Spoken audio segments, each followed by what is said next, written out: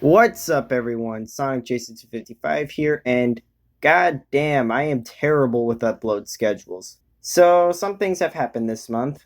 We reached the first anniversary of this channel, I'm going back to school, and there's a Category 4 hurricane hitting Florida in a couple of days. None of that, however, is what I wanted to talk about. I want to talk about some things I have done with hedge physics revival in the past few weeks. So, without further ado, let's begin. The first thing I want to address is the boost model. So if we take a look at the boost model, it looks like shit. However, I managed to find a way to convert the boost model I extracted from Generations into an FBX file. And now we have this bad boy. Honestly, it looks a lot better than the previous one. However, I still haven't cracked the case as to how to replicate the material. If any of you guys know what the material is called or how to replicate it, let me know in the comments, please.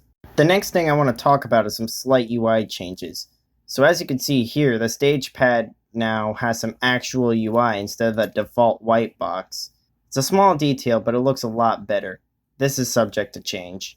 Now, this next thing I'm about to tell you is big. So what I've managed to do is put the entire project into the lightweight render pipeline. Now, for those of you who don't know, the lightweight render pipeline is a rendering system made for Unity back in Unity 2018.1.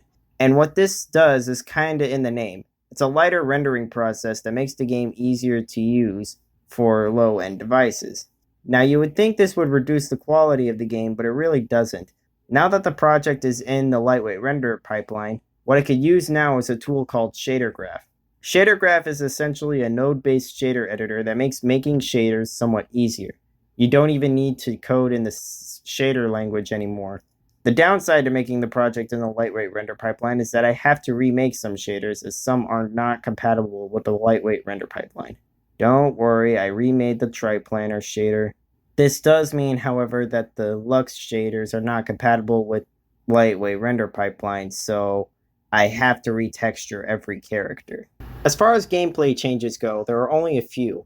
One change is Sonic now has a stomp. This is useful as now you can stop on a dime when doing platforming sections like this instead of having to rely on the bounce to just slow you down.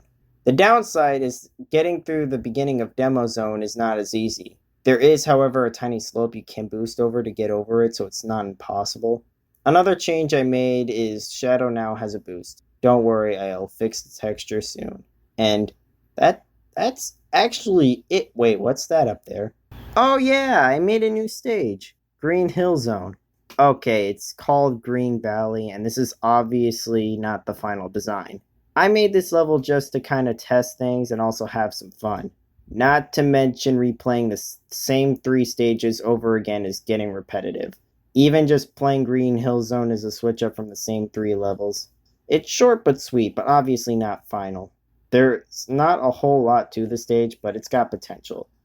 Other than experimenting with post-processing effects, there isn't much else to show off. With that being said, here are some things I would like to have done before I submit a build to Hedge Camp in a couple of weeks. Number 1, I want to finish retexturing every character.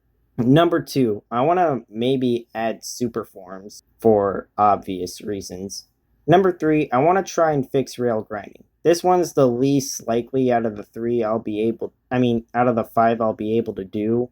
But if I can find a method of rail grinding that works, I could try and use that to fix this. Because, we want rail grinding and, nobody's figured out a viable solution yet.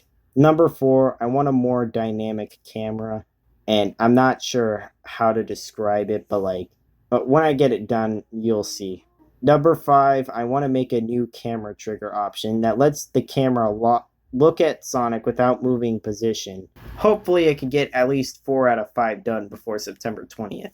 With that being said, I want to thank you all for watching, and I'm sorry for not uploading in so long. Anyway, I want you guys to let me know in the comments what you want to be added, or if you just have any questions about the project. With that, thank you so much for watching, and I'll see you guys next week. Peace.